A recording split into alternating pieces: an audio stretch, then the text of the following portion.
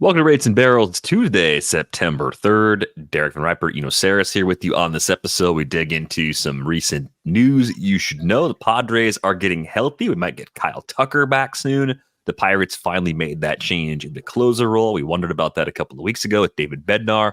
Got a lot of great questions from our Discord, so a big mailbag segment today, taking a look at a wide range of questions. Plus, we'll take a look at where the money went over the long weekend, a few moves that we made for our own rosters as well. Welcome to September baseball, Woo! I don't know, man. There's two races as I see it. NL wild card, the third one, and Yanks O's for the division. Come on now. Let's think about this from the broader perspective. The Tigers have moved ahead of the Mariners in Fangraphs playoff odds, even though we're still talking about two teams below 10%. That's still pretty fun. I actually do think of all the divisions, the one that has the most juice, other than the ones I mentioned, is the American League Central. The Twins and Guardians have a fair amount of games left with each other, and they're close enough where that series could change things a lot. Yeah, and the Royals are still close enough to win that division, depending on how things play out as well. And you've got celebrities showing up at Mets games. I saw John Mayer and Steph Curry. And Gary Cohen saw that Steph Curry was there. He just points it out because that's what he does. Steph Curry is here. And Keith and Ron are both like, whoa, nice. So Gary just goes, the Mets must be playing well. He just goes, exactly. So apparently Steph Curry doesn't show up when the Mets are playing poorly. Yeah, no, that would be true. The fun thing there is that the numbers actually want to poo-poo me, the poo-pooer. Yeah. The numbers say 76% Braves. It's surprising, right? I mean, especially given the injuries they're dealing with. I don't know how effectively playoff odds fold all of that information in. I mean, they do try to look at the depth chart, so it's not like they're looking at, the Acuna-led Braves. Right. It's still a pretty good depth chart, even with the Riley, Albies, Acuna injuries. Strider been gone as well. Jeez. I'm from the human perspective looking at it going, it feels closer to a coin flip, even though I think I still believe a little more in the Braves than the Mets. It's a half game. I mean, it's 76%. It's a half game. What the Fangraphs odds say is that the current Braves team is a true talent 580 win percentage team, and that the Mets are basically a 500 team. Right, and the Mets are built in the mold of the Rays and Brewers. That's the way I would look at it. They got the David Stearns vibes. Let's slap it together and it'll exceed projections. So I'm not surprised that the projections do not like the current build of the Mets. I think they will like future Mets teams a lot more than this one. But that's the saw over the weekend. Big series between the Dodgers and Diamondbacks. Dodgers maybe opening up a little more of a lead in the NL West. But the Padres are getting healthy at just the right time. So that could keep things pretty interesting in that mix as well. So I'm not as down on the playoff races as you are, but we'll get more into those next Tuesday in our next episode with Britt.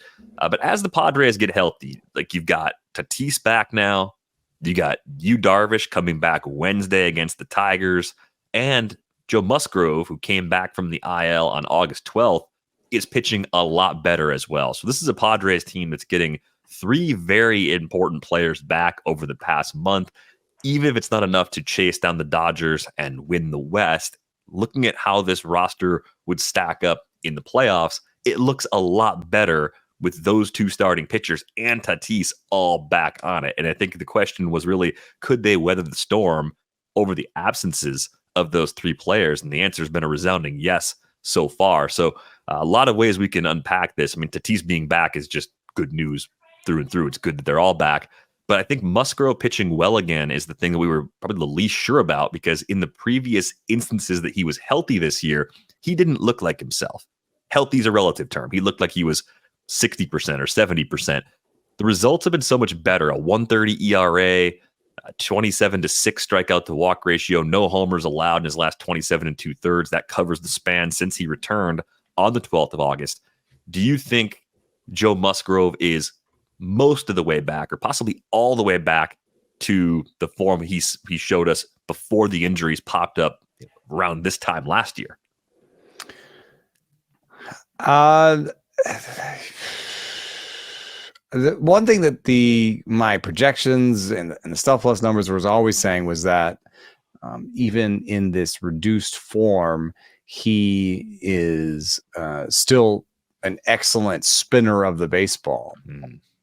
And since he came back, the 94 mile an hour velocity on the fastball, is better than what he's doing early in the season. So I'm going to go with I was going to waffle. I am the king of waffles, but I'm going to go with an unqualified yes, he's back. And the thing that is not even being caught by every system, including Stuff Plus right now, is that he's got a new pitch. And he's throwing an 87 mile an hour gyro slider that I think right now is being caught by the cutter classification, which would make an actual difference to Stuff Plus, because that means it's calling his 87 mile an hour slider a fastball. Mm. And so Musgrove said that he broke it out. I'd heard about it a little bit a couple of weeks ago, like when he just came back. That was one of the things he was working on while he was gone, and he's become really comfortable with it. And that would give him, according to some baseball savant, 7 pitches right now that he's throwing. And with a 94 mile an hour fastball, he's on the better side of league average on the fastball, and the results are there too. So I've got nothing to point at that says that I don't believe. Yeah, and the good news is you ran a Stuff Plus comparison, looking at the last 30 days compared to what was happening at the beginning of the season. People might be surprised that even when it wasn't going well for Musgrove earlier in the year, at the start of the year, he had a 116 Stuff Plus number, which I think was leading a lot of us to say, let's ride this out. Let's keep starting him. Let's only avoid the toughest of all matchups. Let's trade for him. Let's try to make any move we can to get Musgrove on our rosters wherever possible. Now he's up at a 127. So he's among the biggest risers. I think he's 9th among the qualified risers that you put on this leaderboard. So it does look real from a lot of facets, but it's such a huge lift for fantasy managers down the stretch who need quality innings, and for the Padres who really need a difference maker. Michael King's been phenomenal in the time that both Musgrove and Darvish have been down, but to get that sort of quality back at the top of the rotation goes a long way. Yeah, and this Stuff Plus razors is an interesting list. We've got the Spencer Arrighetti cutter conundrum, but he has just single-handedly also raised the Stuff Plus while he's giving interviews, saying to Fangraphs, he's given an interview saying that he's not here to optimize his Stuff Plus. It's that's an interesting parallel to what's going on. But DL Hall, you've mentioned that the velo has looked a lot better since the DL stint, IL stint. It's even though his name's DL, it's still an IL stint. I think when you look up and down this list, you see a lot of players. Most of them, the K-BB has gotten better while their Stuff Plus has gotten better. I think that's what you'd expect given what the model is saying. The few people where it's gone down, Sonny Gray has increased his Stuff Plus, but decreased his K-BB. And I wonder if he doesn't fall in love with his sweeper sometimes. I watched his last start. I've seen him in the playoffs with this. I think he falls in love with that sweeper because it has such good results. And there's this concept of decay that's going to come up again in this podcast of, even a good pitch used over and over again will suffer some decay when hitters start sitting on it, basically. Something we've talked about with the Red Sox and so on. John Gray has upped his as well. I don't know right away why, but one thing I did notice about John Gray is that his schedule is pretty good, and I don't know why his K-BB has gone down. If I'm looking here just at this season and his usage, he's always been kind of a 50-50 guy. Fastball slider, and I don't really see a much change there, but his schedule is really great. So I think John Gray, you see the Stuff Plus going up, you see the schedule. You see his velo going up. I think all these things get together, and you like him on this list. Joe Musgrove's on here. Nestor Cortez is just perennially underrated, I think. Luis Severino, I dropped him at the wrong time, I guess. I thought I saw Boston coming up on that schedule. I did not want to pitch him against it. It's funny because, announcers will say things like, well, you continued his dominance of the Boston Red Sox. And you're like, which Boston Red Sox? What team are you talking about? He's had like a fairly long career at this point. There's a lot of different Boston Red Sox that he's faced, But yeah, apparently he has some mojo against them because I did not want that start, and he pitched well.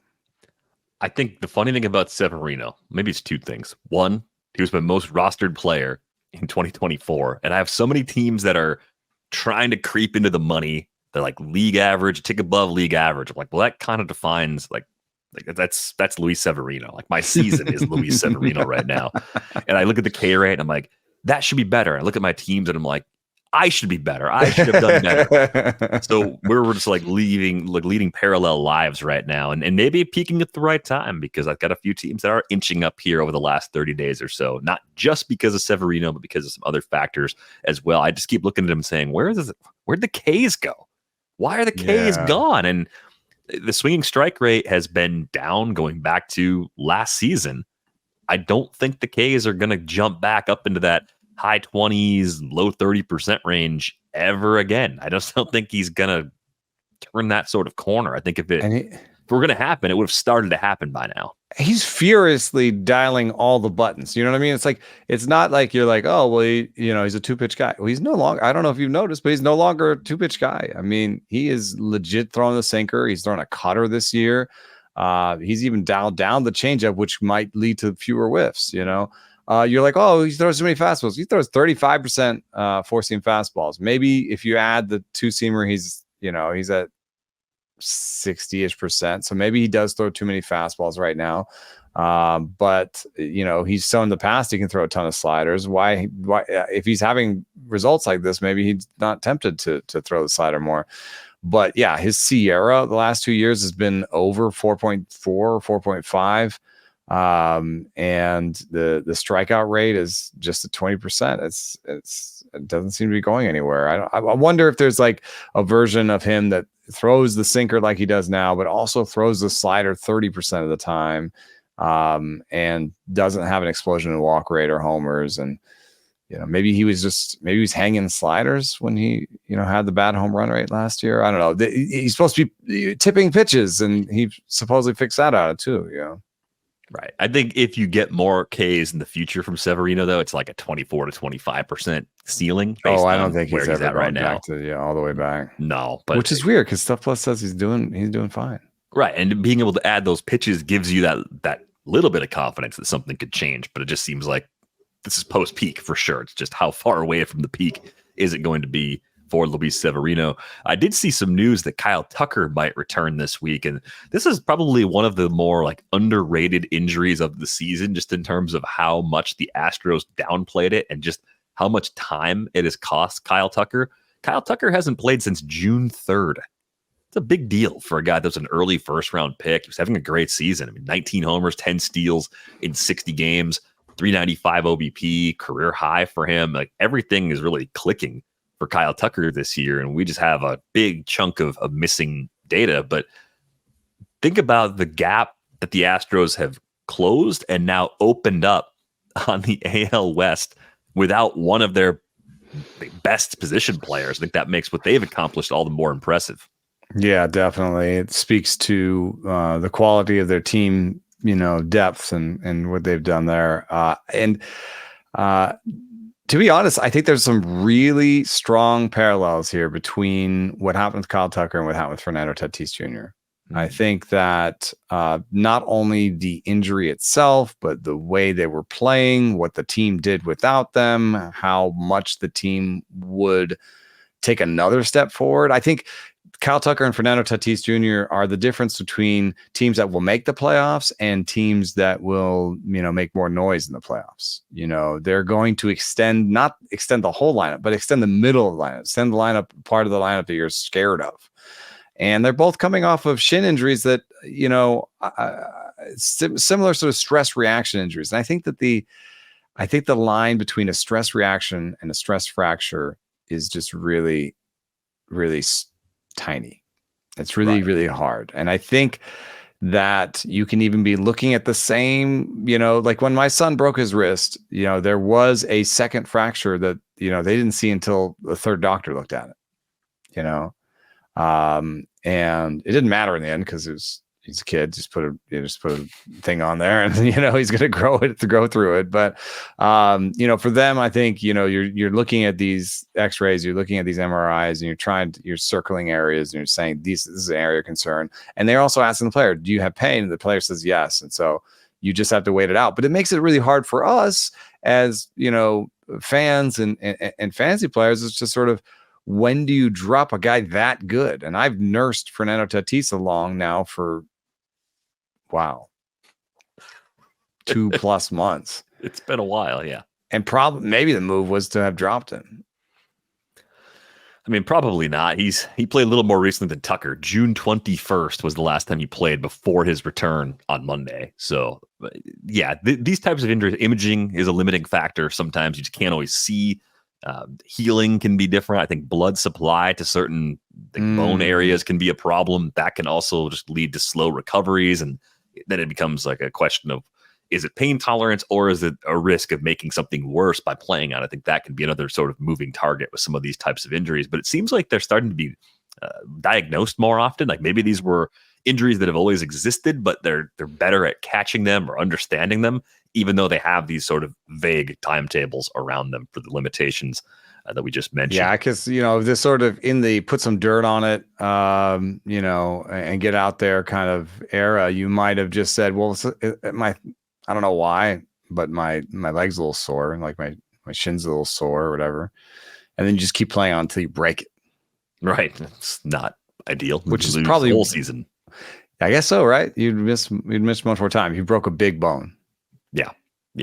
Break a tibia or something, you're going to miss probably a whole year. So yeah, half season might not be bad. If Tucker's healthy down the stretch into the playoffs, I think there's a good chance he retains his position as a first rounder in 2025 and might return. This is funny because there was a lot of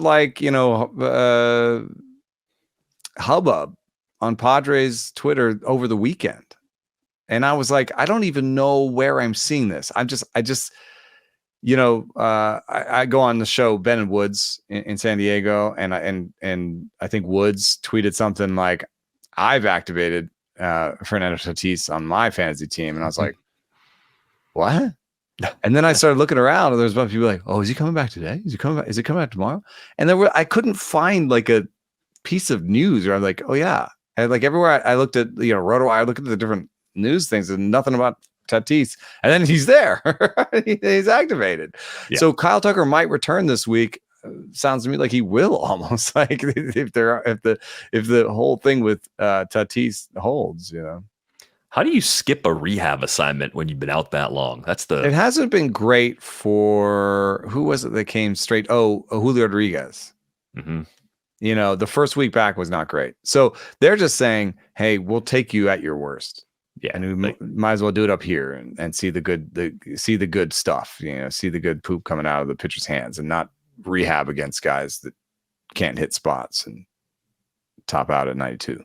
Well, yeah, and that's the thing is I wonder if the continuing diminishing pool of major or minor league pitching also makes it more difficult for hitters to go down there and do rehab that matters. And if that's the case, then yeah, you have to do it at the big league level. You do it with the traject machines and different things you have at your disposal and say, this is good enough, or this is as good or better than what I'd get if I went down to El Paso. And the good news is I don't have to go to El Paso and spend that time going back and forth. So, and both teams are in an interesting position where, like, Tatis at his worst going to be better than Jose Azocar, yes. Right. Yeah. Is Julio Rodriguez at his worst going to be better than whoever, they sent down when he came up? Yes.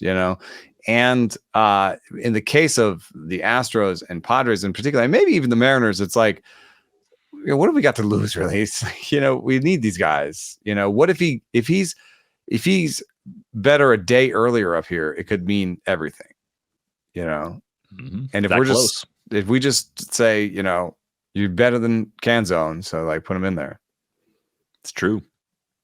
One more news item to get to real quick. David Bednar has officially lost his hold on the Pirates closer role. This looked like something that was possible a couple of weeks ago when we spoke about him. I think I'm at the point, this just happened with Camilo Doval in one of my keeper leagues, if Bednar becomes available in my keeper leagues in the next week or so, I'm going to add him inexpensively with the hope of holding him and then being able to keep him in March as the closer in 2025. I haven't soured enough on Bednar to look at him and say he's not the best option going into next season, because I think Chapman's there on a 1-year deal anyway. So there's no guarantee that their preferred fallback option is still there. And when we discussed them a few weeks ago, there was still enough good in the profile to see the foundational skills being there in 2025 and possibly beyond. Yeah, I mean, his main competition long term, I don't think is Dennis Santana, even though he got the save. I think it's Kyle Nicholas, who throws 98 and has some good stuff numbers as well. But if you think that Bednar's current, problems with command are bad, Kyle Nicholas is the guy for you. And so what I'm seeing is just a temporary blip. And what Bednar has told me in the past is that, sometimes his mechanics will get off and, he's working on different cues to get them back in. He seems very engaged and coachable, and I don't know, Stuff Plus still there. So I'm going to bet on him. Kyle Nicholas has sported 12, 13, 14% walk rates up and down his career, and Bednar has never had that problem. So I'm saying Bednar is going to be back in there. I traded him for him in the middle of the stretch in a rebuilding squad to have him for next year. And I think right now he's still atop the depth chart for me for next year. Now anything can happen over the last few weeks. I just don't. Dennis Santana does not seem like. Just think about Dennis Santana's history and Bednar's history, with this team. It's in terms of Dennis Santana was claimed this year and had one save in his career before this. And then, just think about in terms of velocity and Stuff Plus and strikeout rates. And you'll see that Bednar has been better for longer. And even this year for Bednar is a small sample size.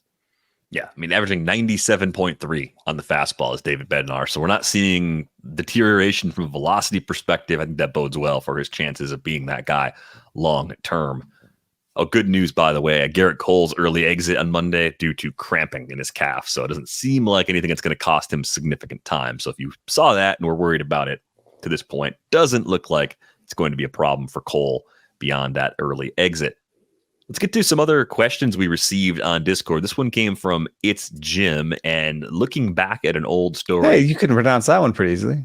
I can. I got that one. I am cherry picking the easier to pronounce Discord handles for questions. No, I'm really not. And it was Stunads, I believe, was the pronunciation that was clarified in the Discord as well. Old story from Rob Arthur and Greg Matthews from the old 538 sports section back in the day.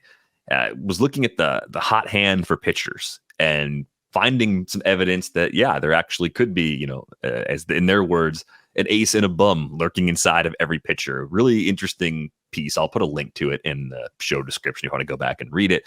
So kind of looking at that study and then looking at, rolling ex-WOBA and wondering, Jim wants to know, is there something we can watch for, much like the sliding window in stock trading technical analysis, to find the next pitcher that's about to be hot beyond just their fastball velocity? Yeah, and I mean, I think we covered this a little bit. I thought that was a fascinating piece. The only piece that I have the only thing that I have against it is that I'm not sure it's hot hand, because if you are throwing a better fastball, aren't you a better pitcher? That's semantics. But anyway, if you throw that Stuff Plus leaderboard back up, the risers, I threw K-BB on there, and I think you're pretty unimpeachable if you're including an increase in K-BB with an increase in last 30 Stuff Plus. And I think you're capturing some of that fastball velocity stuff, but you're also capturing pitch mix changes.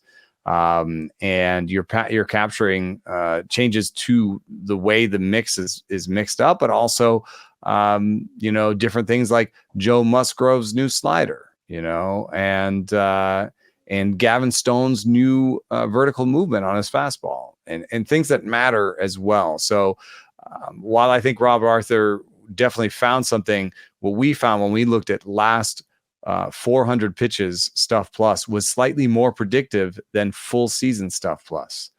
And so that's still the fastball velocity thing, but it also includes things like shape and pitch mix that I think are meaningful. Sean Manaea has mostly changed his arm slot. He has dropped his arm slot to become more like Chris Sale over the last 2 or 3 starts. And it has done wonders for his results, his K-minus BB, and even Stuff Plus, which says, you're basically a similar pitcher, but we like this arm slot better. Has captured something there. So this is definitely my secret sauce. You could probably find a way to automate something like this.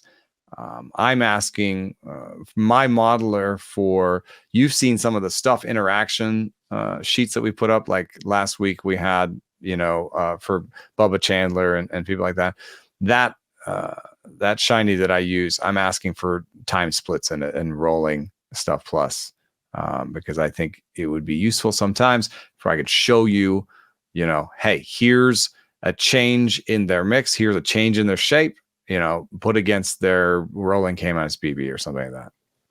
Yeah, I think that's the right mindset to have, trying to find, and there's so many things here that factor into performance that it's hard to know like what falls under the bucket of pure skills and things that a pitcher can control, what kind of falls into environment, which they somewhat can control, but not always. And I think even in the Rob Arthur, Greg Matthews piece here, it was thinking about stuff like how well the pitcher sleep. If you're home for 2 or 3 starts in a row, maybe you sleep better at home. And it's not even just the dimensions of your home park, but you feel better because you are sleeping in the comfortable bed that you picked out yourself, not in a hotel bed that's probably still pretty good, but not the one that's made for you. As a pitcher, how sweaty is your park? How are your fingers sweaty? Are you trying to get you're trying to get the liquid off of them, or are you in a dry park where you just keep licking your fingers? Do you prefer one or the other? And so we've gone into how do you feel on the mound, and what does it look like around you, and maybe even salt content in the air. Yeah, I don't want to have to lick my fingers. Like, I would be uncomfortable in a licking my fingers park. Well, you've seen that pitchers are fine with it. Yeah, they're fine with it. I'm not. That's why I'm not a pitcher, among many other reasons. But I mean, the amount of fidgeting pitchers do is sort of amazing. Ryan Nelson has a very distinct fidget. It's off-putting for me when I watch him. It's so much. There was a funny one back in the day, was Russ Ortiz. Could not go maybe 3 seconds without adjusting his cup. I mean, maybe 4 seconds. My wife used to have a counter. We watched that game. She'd be like 1, 2, 3, 4, 5, 6, 7. Yeah, the level of discomfort some people have out there, like, I don't know if I could even match that. Like, I could be uncomfortable and shift around, but they're just manifesting. They're manifesting the inner discomfort, outwardly, I think. Yeah, there's a lot going on in some of those instances, but there's some stuff that goes into this that answers other questions we were asked. Sierra 6 in the Discord asked, what the hell happened to Taj Bradley?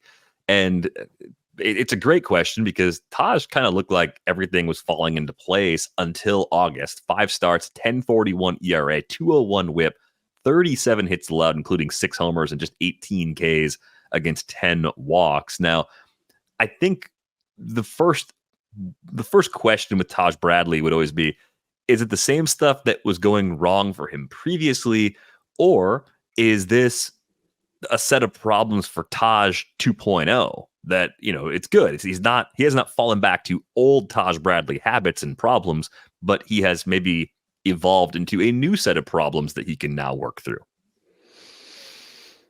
I still fundamentally believe in him because of the fastball. There is something to the slowness at which the adjustments are made that makes me a little nervous.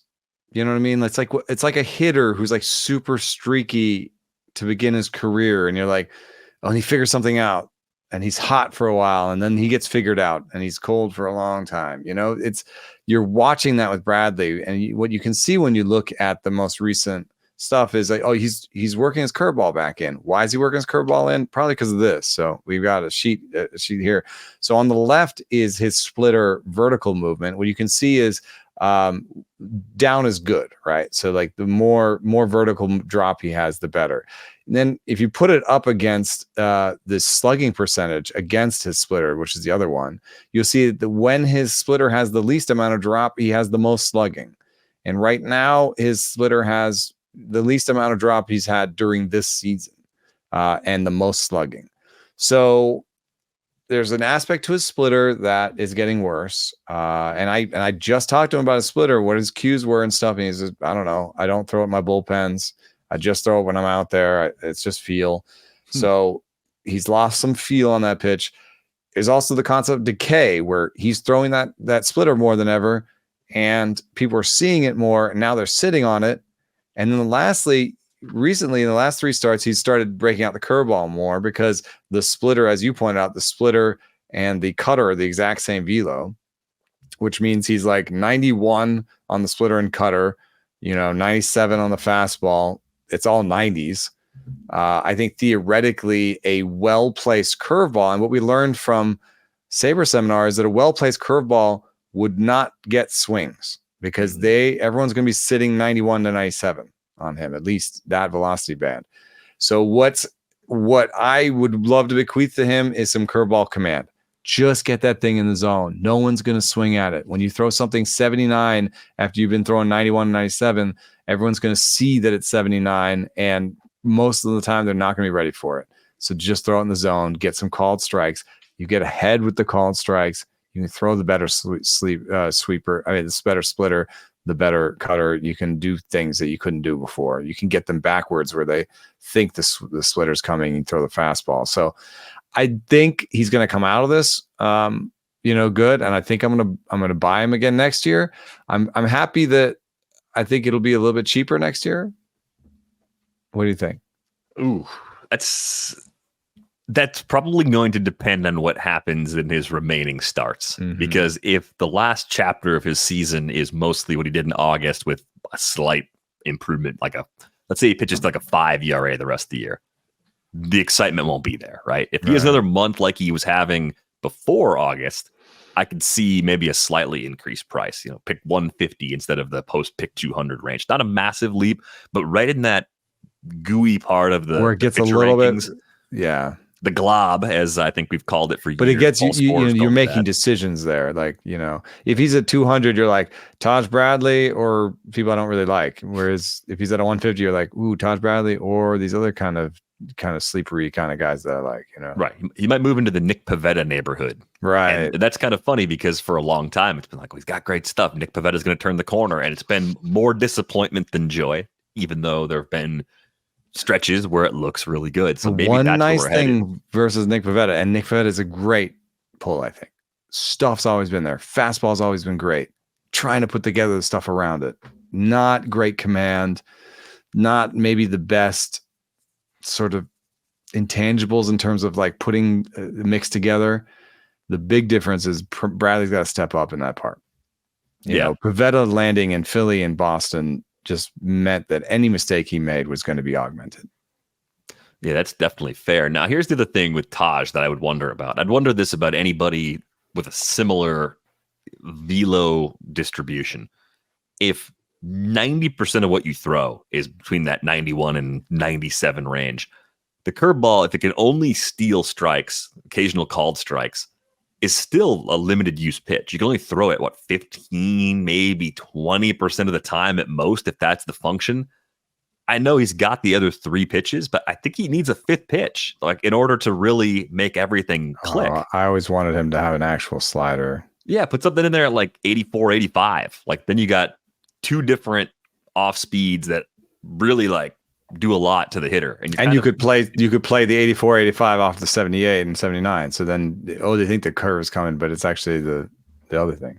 Yeah, that would be the off-season wish. Like if that's something that's working for Taj between now and end of 2025 draft season, then I'm excited, even if the price ends up being in that pick 150 range. But tough calls down the stretch, though. Is like, what do you do when you're looking at Taj on your roster? He's like, do I play him right now? Do I just sit him because the last 5 starts have been awful? Like, it has to at least change the thresholds for the matchups that you're comfortable using him in when someone's pitching this poorly. Like there's no way you could feel as good about him right now as you did 6 weeks ago. But this week the matchup was home against the Twins.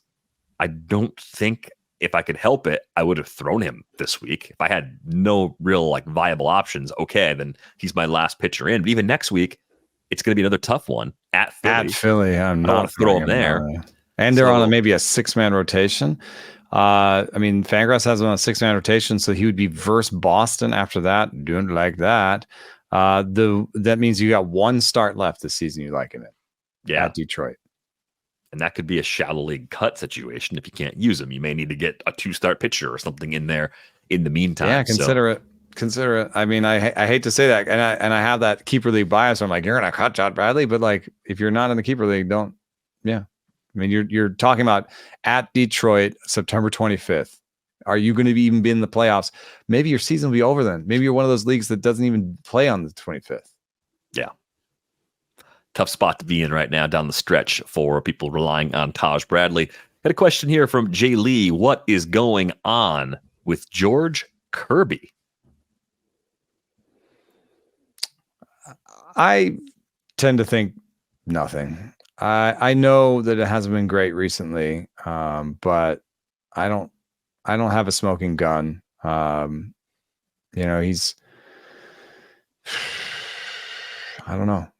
He's fallen out of love with the splitter for some reason, but the velo's not bad. I don't see anything changing in the vertical movement. He's lost a little bit of ride on the 4-seam, but he's never been a guy who's had great shape on the 4-seam. I guess his slider's, kind of been a little bit inconsistent in terms of how much drop it has. It's had more drop recently. Maybe that's not good for him. Maybe he wants it to be tighter than that. But I don't know. I think it's, it's a little bit, he could be a little bit tired. I mean, he did throw in 190 innings last year. He should be fine, but I don't see anything. Do you see anything? I don't see anything that's a smoking gun on him. I couldn't find anything yet. This week he's at Oakland. So I think the debate in Discord was, is he an automatic start still? I think in that matchup, even though the A's in the second half have been a lot better, I'd still throw him there. Even if you wanted to lower expectations, say he's more of an SP3, SP4 at the moment, that's still in more than out as far as your matchup base. I mean, I think I'm starting him against Padres because it's home. Yeah, it's a 2-step in weekly leagues. It's Padres Rangers Texas next week at home. I think at home I don't have a problem. And then at Texas hasn't been scary this year, so I'm starting him. And then versus Oakland at end, I'm starting him in every start going forward. Yeah, it's weird to see George Kirby getting knocked around a bit, though, especially in a stretch of schedule. I looked at his last 6 starts. It's a 6.23 ERA, a 168 WHIP, 24 Ks in 30 and 3rd innings. But it's this combination of matchups at Boston. Okay, sure, the tough Tigers. Matchup. 2 Tigers, 1 at the Pirates, home against the Giants, and road against the Angels. Like that should have been that should have been the opposite. That should have been maybe his best 5 or 6 start stretch of the season, just based on the quality of opponents. Yeah, I guess. Oh, I guess one thing that's what's going on when the slider has more depth, it has less velo. So I do think he's better with an 88 mile an hour slider, and most recently it's been 86, 87. But is 1 mile an hour on the velocity of the slider like changing everything? It shouldn't.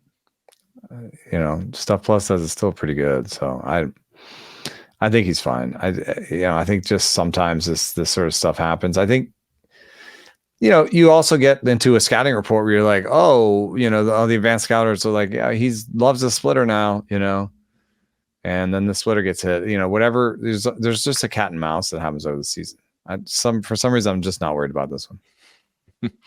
Maybe it's because George Kirby is George Kirby. You just trust that he'll solve the problem. Yeah. No matter what is actually causing it.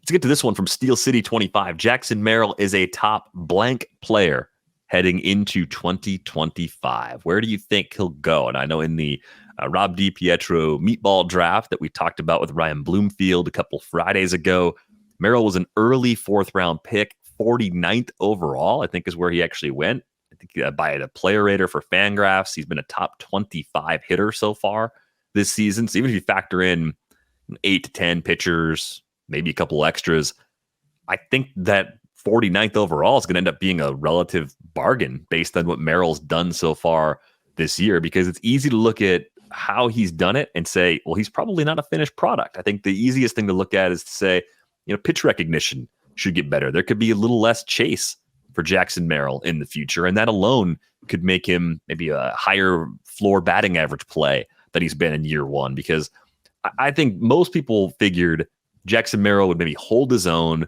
be kind of a league average 100, 105 WRC plus type player this year if everything was working, right? And that would have been a great outcome for his age, given how little time he had in the upper levels of the minors. He only played 46 games at AA last season.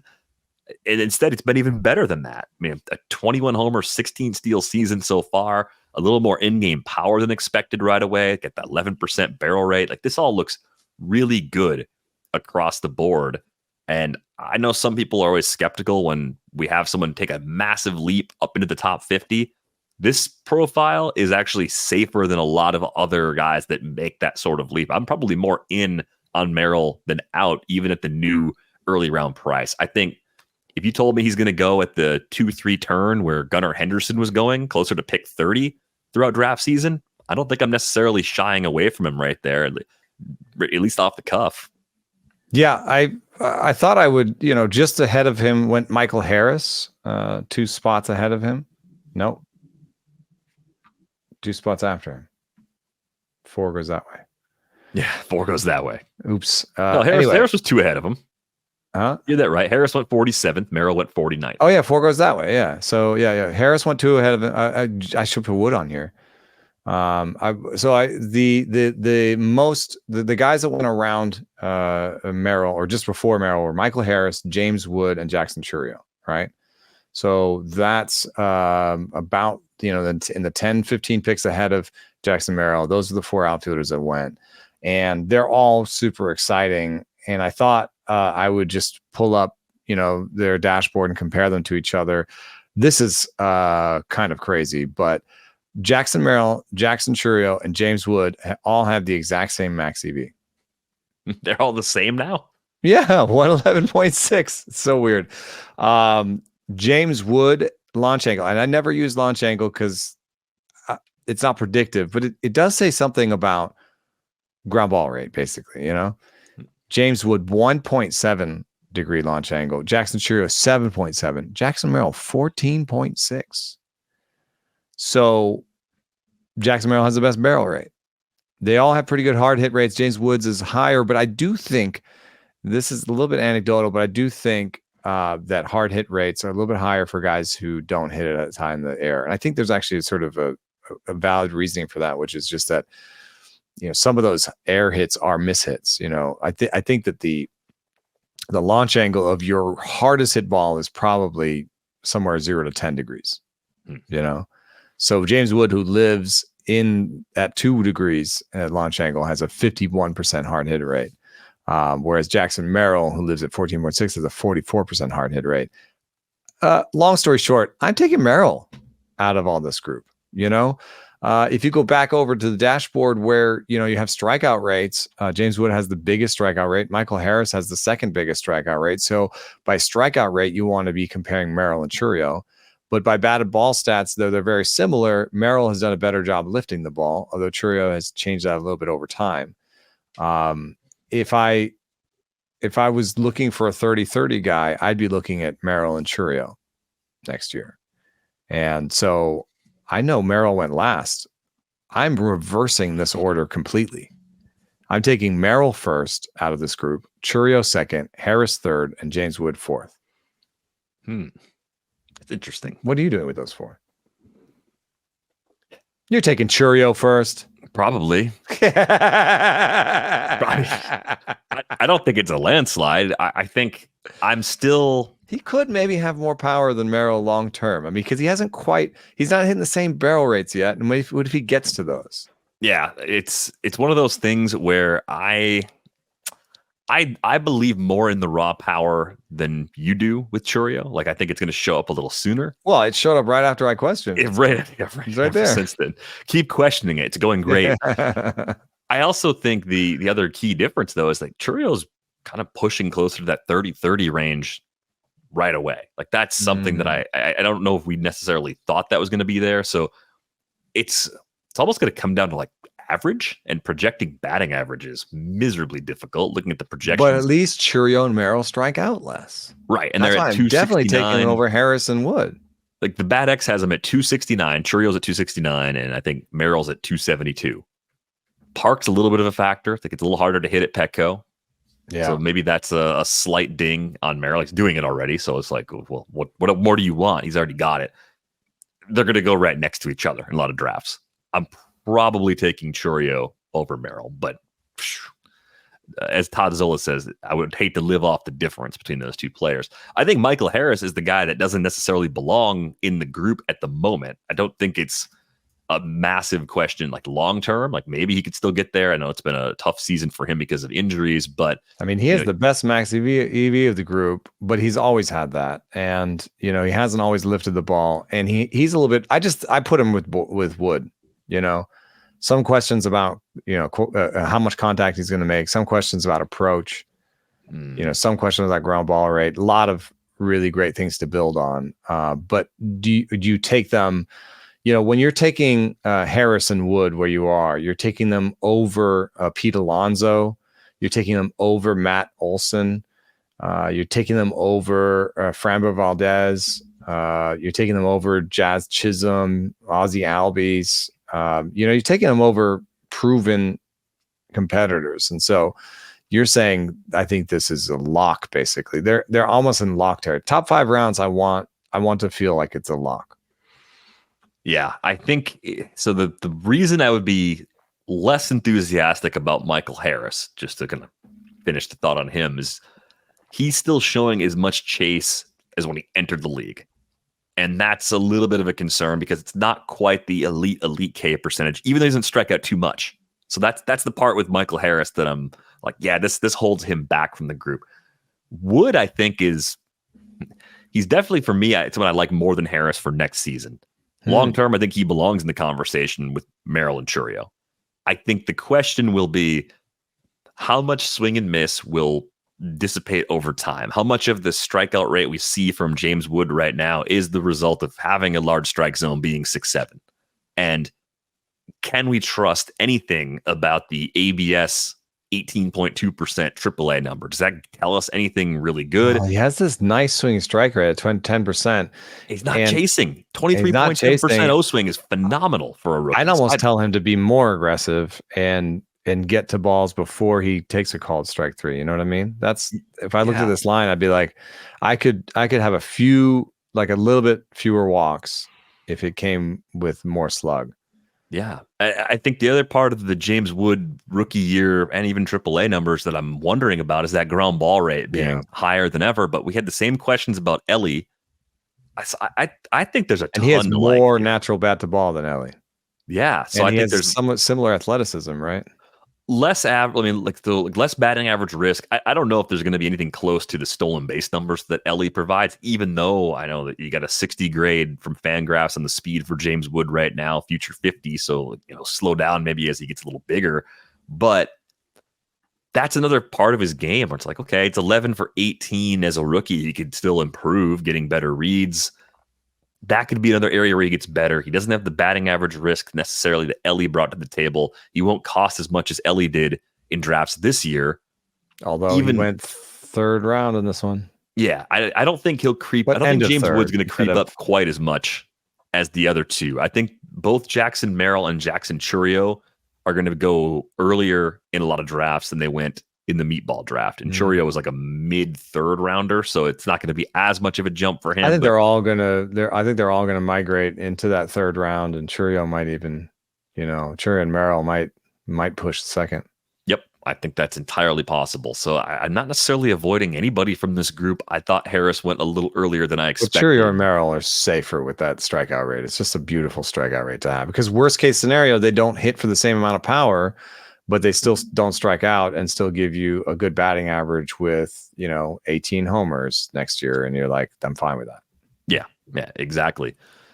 Good question, Steel City. One more to get to here real quick. It was a question from Nils Nelson 007. Do we have stuff ratings from Justin Verlander since his return from the IL? Do we have any sort of vintage Verlander down the stretch, or is this just another window where he has to try and figure it out with diminished stuff?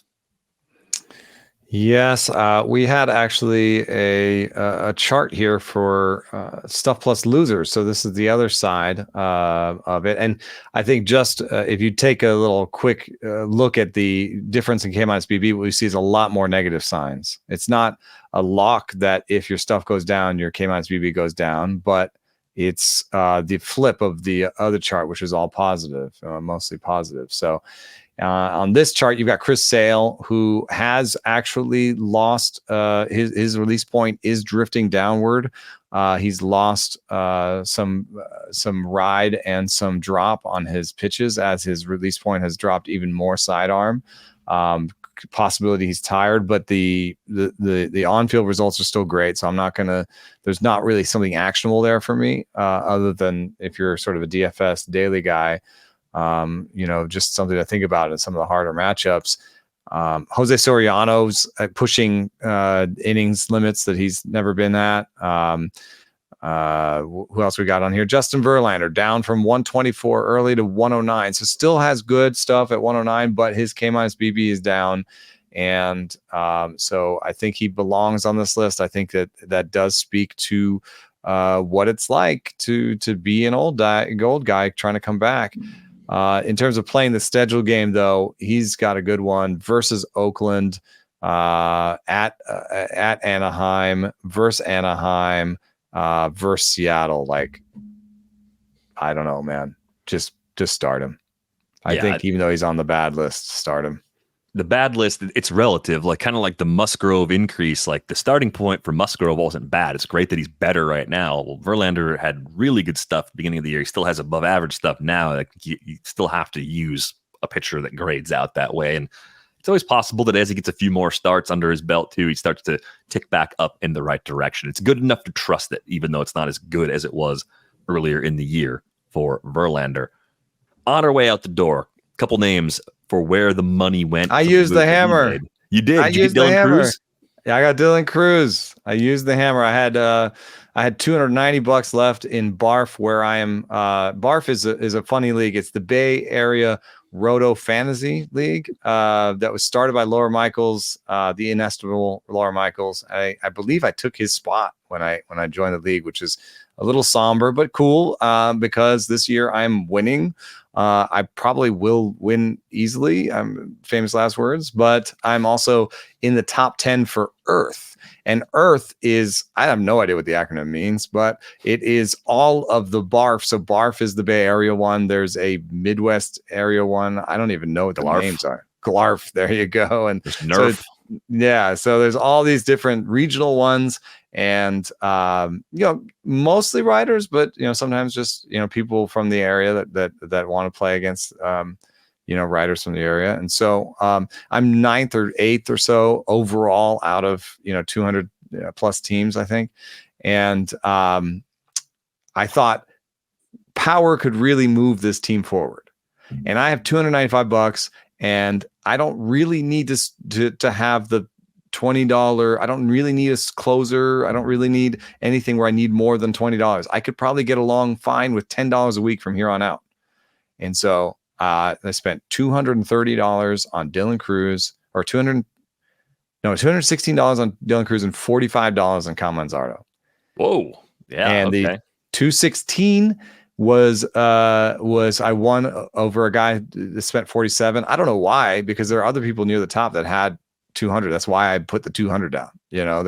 I was looking at what they had left, and I saw a couple of people that I thought might go to 200.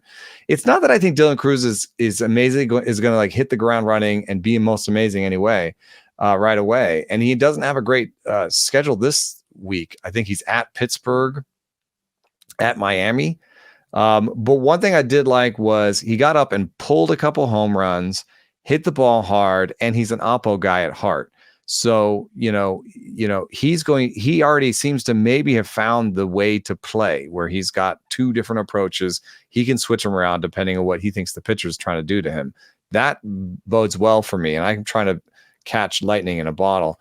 Manzardo came up, also hit the ball hard in a small sample. And he hit the ball 112 miles an hour, basically in AAA this year. Was 42% better than league average, which he needed to be at 24 years old, but he did what he needed to do, and this team could slot him in. So I thought it was worth spending the money, even though, if you're talking 10-team leagues or 12-team leagues, I still say just go for it. These are high value, like they're valued highly as prospects. They've done what they need to do basically in the minor leagues.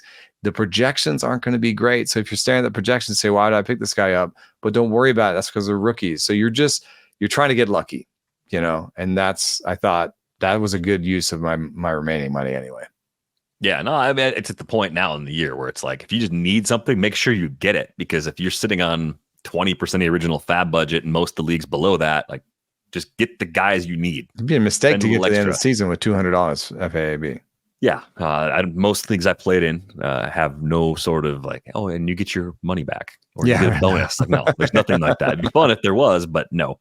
Manzardo, I think, is a great example, though, of a guy that now has nothing left to prove at AAA because it's been 177 games going all the way back to last season at that level. So I think the Guardians, not only do they need him to be a secondary contributor right now, I think they're giving him a long look to make sure that he's a part of their plan for 2025 as a regular, not just an extra up and down sort of player. And like, by all indications, the strike zone judgment is good enough where he can make that work. So sneaky pickup because roster's expanded and he's made a couple of starts since rejoining the Guardians over the weekend. This is weekly lineups where Manzardo is a little bit of a weaker pickup because, Cruz is just going to play. Yeah, Cruz, I think, has a much safer playing time floor at this point. I did make a few changes in TGFBI. I am trying to get back into at least a top 3 spot. For a while, I had the top spot in the league, but I think I'm basically shuffling deck chairs around on that team right now. Jose Tena. I fell out of first, dude. I'm in You're fourth. out. I'm in fourth, dude, all the way down to fourth. Or whoa, I'm just kind of oscillating between second, third, and fourth. Right now, I'm in fourth, and it's not good. I got to get back on the podium, dude. What'd you do? Jose Tena for Nolan Gorman, since Gorman got sent down, even though rosters expanded. Jordan Walker's back though, so good for that. Jordan Beck for Gerard Encarnacion. Ramon Laureano for Miguel Vargas, whose spirit has just been shattered going to the White Sox. He just seems like a Laureano makes me nervous because he's in a platoon supposedly with Jared Kelenic, but he's playing over Jared Kelenic. Playing a ton, so I just figured let's get the extra playing time in a lineup that's going a little better than the White Sox right now. And then Jeff McNeil for Alex Verdugo, since I've pushed so hard now for the Yankees to give up on Alex Verdugo. I have to start backing it up myself. I can't try and somehow. I dropped Juan Yepes for Kyle Manzardo in TGFBI. Picked up Mitch Spence, who I thought was a decent 2-starter this week. Juan Yepes is falling back into a versus lefties platoon. Yeah, he was a cut for me in one of my leagues too, where it's like everything looked okay. It's just they're trying other stuff with the lineup in DC. So the Yepes run appears to be fading. We are going to go on our way out the door. A reminder, you can get a subscription to The Athletic for $2 a month at theathletic.com/ratesandbarrels. Find Eno on Twitter at Eno Find me at Derek and Riper. Find the pod at Rates and Barrels. That's going to do it for this episode of Rates and Barrels. We're back with you on Thursday at 1 o'clock Eastern on YouTube. Thanks for listening.